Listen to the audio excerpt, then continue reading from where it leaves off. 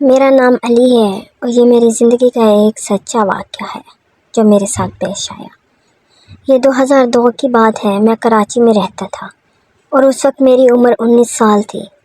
ابا حضور نے ایک دن مجھے اچانک اپنے بھائی یعنی میرے چچا کے پاس فیصل آباد بھیج دیا۔ چچا نے ایک مکان کرائے پر لے رکھا تھا۔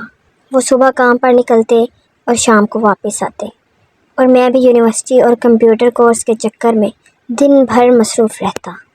چچا بہت نمازی تھے اور میرے اندر بھی نماز کی عادت ڈال دی تھی، مگر سچ کہوں تو کبھی کبھار نیند اتنی مہربان ہو جاتی تھی کہ فجر میں آنکھ کھولنا جہاد بن جاتا تھا۔ ایسے میں چچا زور سے جگاتے اور پھر مسجد میں جا کر میرا انتظار کرتے۔ چند دن بعد چچا نے بتایا کہ وہ ایک ہفتے کے لیے شہر سے باہر کسی پروجیکٹ پر جا رہے ہیں۔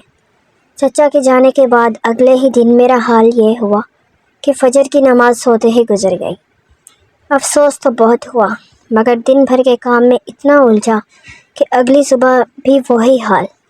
فجر کے قریب آنکھ کھلی تو شیطان نے کان میں لورے سنائی اور نیند پھر غالب آ گئی، مگر پھر اچانک کسی نے میرے پاؤں کے انگوٹھے کو زور سے کھینچا، ایسے کھینچا کہ میں اچھل کر بیٹھ گیا۔ ادھر ادھر دیکھا تو کمرے میں کوئی نہیں تھا۔ دل میں ہلکی سی دہشت اتری، مگر اللہ کو یاد کرتے ہی میں فجر کے لیے مسجد کی طرف بھاگا۔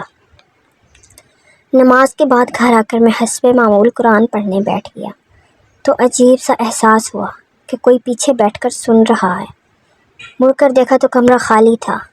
وہم سمجھ کر قرآن پڑھنا جاری رکھا۔ جب یونیورسٹی جانے لگا تو تکیے کے پاس 5 روپے پڑے ملے۔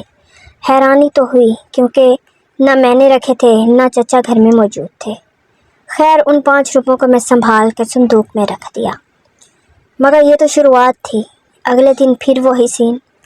نماز سے پہلے کسی نے انگوٹھا کھینچا، پھر نماز پڑھی، قرآن پڑھا اور پھر تکیے کے پاس 5 روپے پڑے ملے۔ اب تو یہ معمول بن گیا۔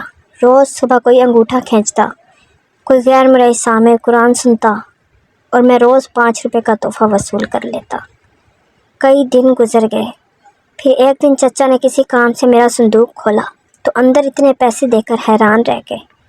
شام کو گھر آتے ہی انہوں نے پوچھا کہ یہ صندوق میں پیسے کہاں سے آئے ہیں، لیکن میں نے بات ٹالنے کی ناکام کوشش کی۔